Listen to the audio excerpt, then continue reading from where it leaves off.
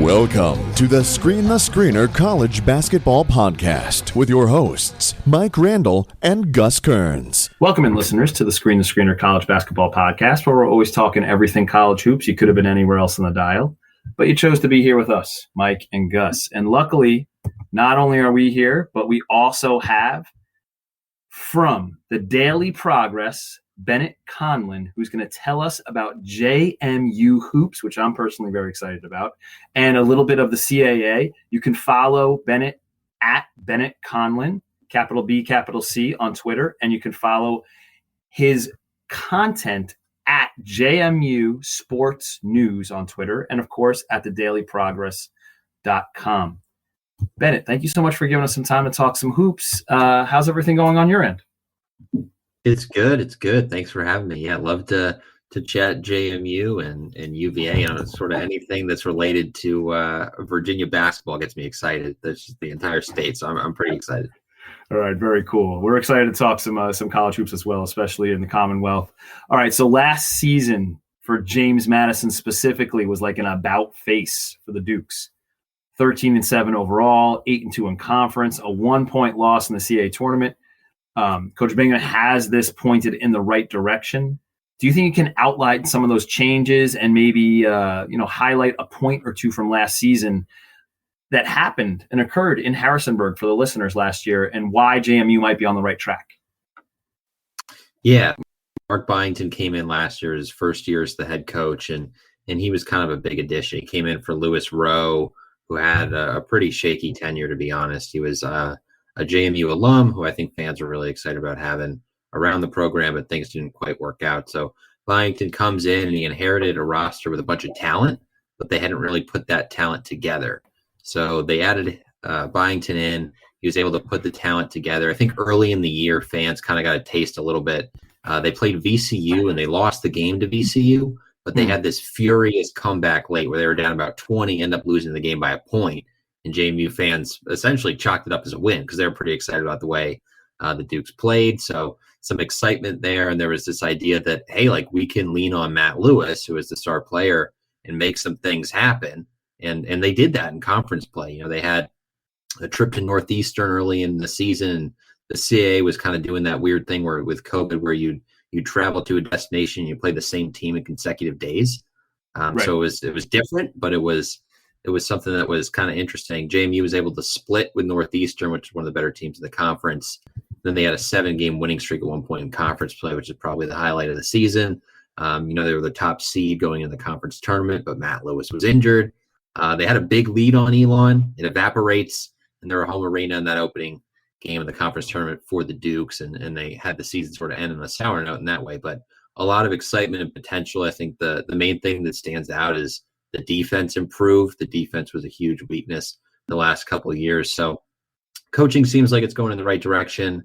They have a really fancy new arena, which I'm sure we'll talk about at some point. And yeah, I mean, there's a lot of things to like if you're a JMU fan. They're certainly trending in the right direction, I'd say. Yeah, without question. And I think the fact that, the reigning conference player of the year, Matt Lewis, wasn't available inside the CAA tournament was really a little bit of a buzzkill for Duke fans everywhere, and definitely tempered expectations a tiny bit, but they still played well in that Elon game, like you mentioned. And you also were referencing the COVID challenges. Bennett, last season was like impossible to navigate for anybody in college sports or education across the board. What was one of the unique challenges that JMU encountered, whether it be in conference or inside the CAA? Yeah, I mean, they had sort of a revamped, I guess, or changed a little bit off-season workouts, preseason workouts because of COVID. So that was one that was impactful, and some scheduling changes. Those aren't too unique, but the one that really stands out to me is, they built this arena, and when you add up the arena and the parking deck, it was about $139 million they spent on this bad boy. So it's a big new arena. It seats 8,500.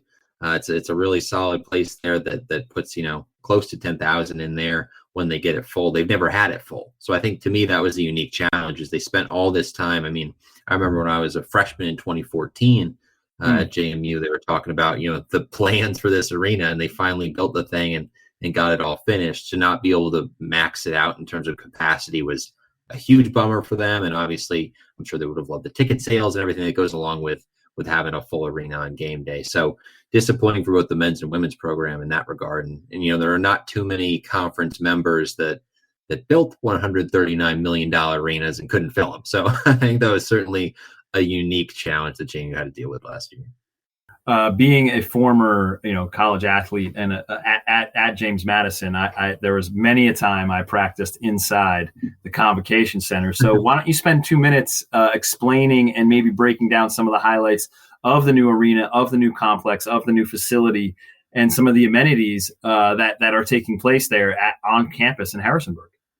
Yeah. So, I think you probably know this well, but the Convocation Center kind of had that like almost yellowish lighting where it just seemed like kind of an odd building that I'm not sure how much time anyone really wants to spend in that thing. So this one, the lighting's more normal. It's a beautiful court. They've got practice facilities inside. There's weight room stuff inside, massive coach's office. And then there's some nice stuff for the fans as well. It's also just kind of from the outside, like a more beautiful building. I think you drive around campus and you sort of see it on the east side of campus, and it really stands out and fits in well. Not that the Convocation Center didn't, but over time it kind of looked a little bit older, and you get in there, it's maybe not the nicest, most modern. I think the modern look of this new arena is pretty impressive and nice, and it's going to get fans, I think, to want to come visit. And the fact that now they're winning a little bit too really helps and makes a good combination. So I'm sure they would have loved to have full capacity last year, but to be able to win some games without a ton of fans and then sort of build it up for this year, I think kind of works out nicely too.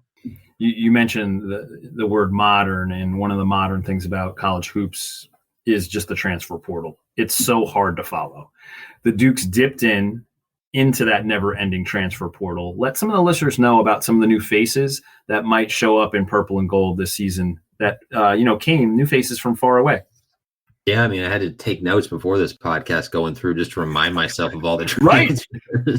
The portal's crazy. Yeah, you mentioned it. It's really active, and they were active in it. They had some guys leave, but they have added, 4 guys that I think all have a chance to be kind of major impact pieces. So Charles Falden's maybe the biggest name. He's a Winthrop transfer that just a really good player, has a ton of experience, and is a really talented guy at the guard position.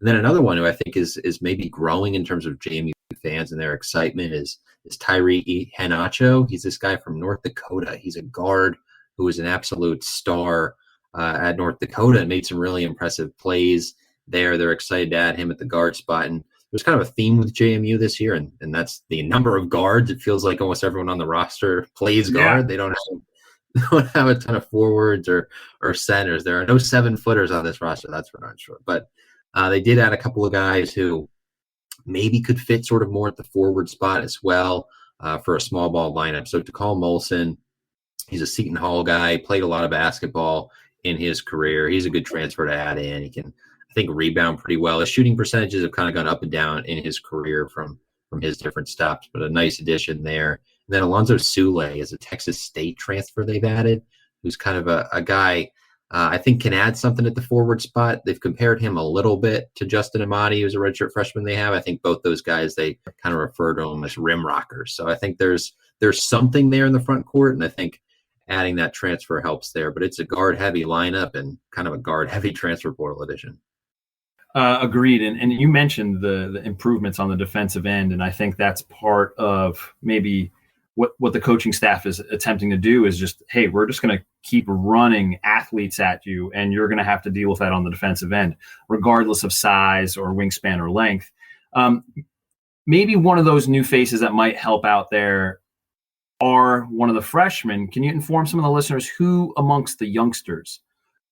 I know you mentioned that there's a lot of guards, and I know it's perimeter heavy, but who might impact winning this season for the Dukes, regardless of position? Yeah, so they added about 3 freshmen, 3 incoming freshmen. I think the one that stands out maybe the most is Andrew McConnell. He is a really good shooter. He's from Georgia, a guy that they're pretty excited to add. I think he's a 3-star recruit. So some shooting there could be really interesting and how that fits in, because they have some guards who can shoot, certainly, but they've also got some guards who are like really good defenders and slashers. So I think a guy like McConnell, maybe there's sort of an area he can get in there because of what he does as a shooter. So he's one I've got my eye on. And then you've got Jalen Stinson and Devin Savage are the other 2 freshmen. I don't know how much they'll be able to really work in. overall, just because they do have so many guards, but I think McConnell's a name to keep an eye on. They like him, and he's kind of been known throughout his high school career as a big-time shooter. Listen, anytime you can add a floor spacer and stretch out a little bit on the offensive end, I think that's a positive. I bet he finds some floor time just for that skill set alone. All right, let's take a look inside the CAA. And what game do you think is the standard bearer in your eyes if this Duke team is going to take that, if this Duke's team is going to take that next step and raise their game to meet at the top of the conference? Who do you think is really that standard bearer inside the CAA this particular season? I think Northeastern will probably be up there. They did lose Tyson Walker to Michigan State, which kind of tells you just how good that guy is at that position. Right. When Tom Izzo's looking at you, you're a pretty darn good player. So Northeastern still got some guys. They're really well coached. And that's kind of the thing for me that stands out is when you've got coaches that are really, really good in this league, those are the teams you need to take down. So Hofstra's been well coached for a long time. They've got Jalen Ray, who's just an absolute bucket for them. So I think that's going to be a challenging game to find a way to get through Hofstra. And then the other one that really excites me is College of Charleston. I don't know exactly how great they'll be this year, but they added Pat Kelsey, the former Winthrop head coach. And that guy's one of the best coaches in mid-major basketball, maybe all of college basketball. He's a really underrated coach who's impressive. And when that hire was made, that's someone that the JMU fans many years ago kind of wanted to be their guy. And you look at him at the College of Charleston, he's a legitimate coach that can do a lot of things there. So College of Charleston, Northeastern, and Hofstra, excited to see those three matchups, partially because of those coaching battles and how can JMU adjust within game and sort of game plan to beat those teams. And then also because Northeastern and Hofstra are pretty good rosters, and Jalen Ray is, one of the best scorers in the conference. So can JMU's defense sort of take that next step where they can consistently slow down some of these elite scorers? That's a great point. And that actually speaks really clearly to the hire that Charleston made that you mentioned, because if you paid attention to that Winthrop team, they were high throttle, high impact on the offensive end and put up 80 points in a blink of an eye. So that, Coach Kelsey is going to bring that same type of offensive set and mindset to Charleston, and that they're going to be, it's going to be an interesting clash of styles, definitely between Charleston and JMU. And you mentioned, Coach Cohen at Northeastern. He's been there and has won that thing a couple of different times in a couple of different ways. And I think you mentioned Hofstra. I mean, obviously they have the star in Ray, but I think the sideline is just as interesting now that Speedy Claxton has the first seat. I think, anytime you bring in a name, you mentioned, you alluded to Lou Rowe earlier, who's an alumni for the Dukes. Speedy Claxton, maybe the most famous Hofstra player of all time. And see him on the sidelines and see what he can do. I think you can throw Delaware into that conversation as well. They bring back 4 or 5 starters that are kind of talented. So I think, the CAA is a little bit underrated as far as what they can put at the top of the conference. Bennett, let's take a peek at the non-conference schedule. Of course, you have UVA there, so you can speak obviously very educated on that. What's one of the other squads that you cover is included in the non-con. So what else can the Dukes do to benefit in the non-conference besides maybe, like you mentioned, with VCU getting that moral victory on the road? Along with UVA, and maybe talk about UVA a tiny bit, what else can the Duke fans look forward to on this non-conference schedule? Yeah, obviously the UVA one's a big one, and you take down Tony Bennett or something like that, it'd be huge. But huge. I think one of the ones, they've got a trip to Naples where they play some solid mid-major teams. That'll be interesting to keep an eye on. But for me, they struggled so much with George Mason, under Lewis Rowe. That's one that the JMU fans care about. They want that game against Mason.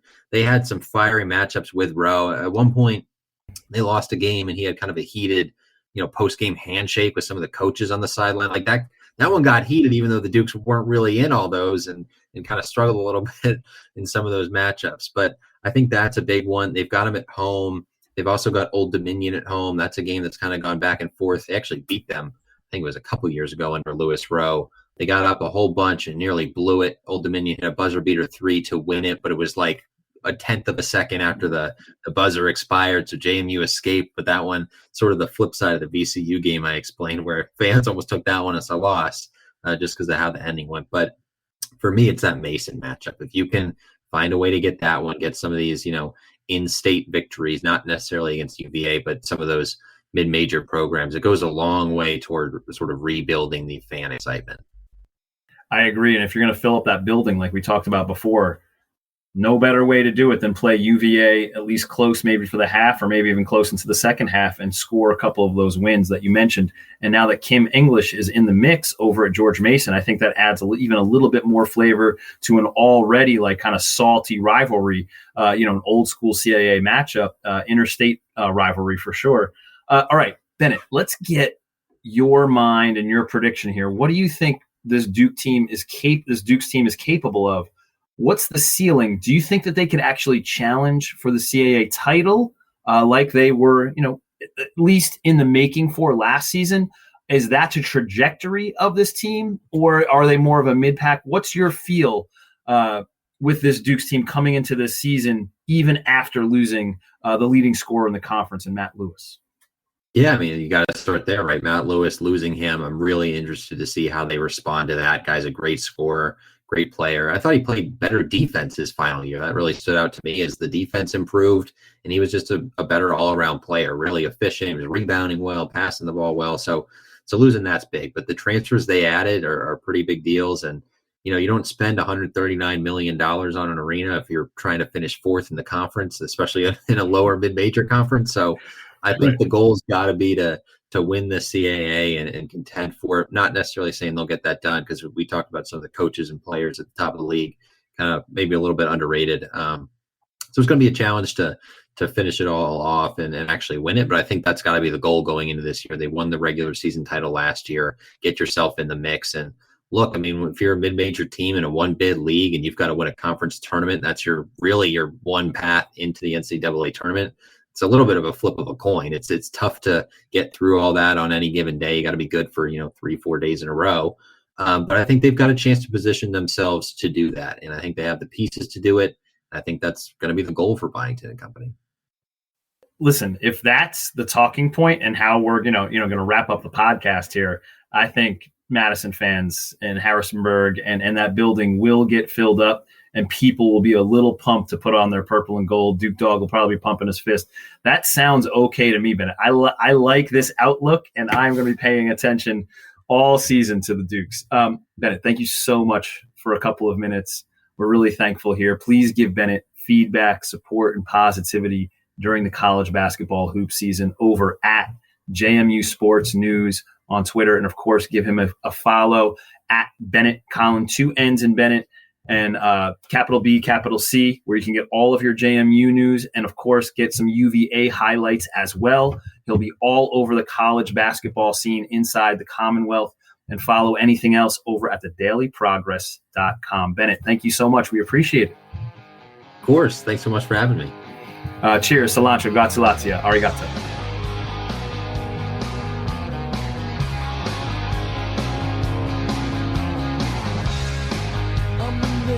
To the appetite, it's a seat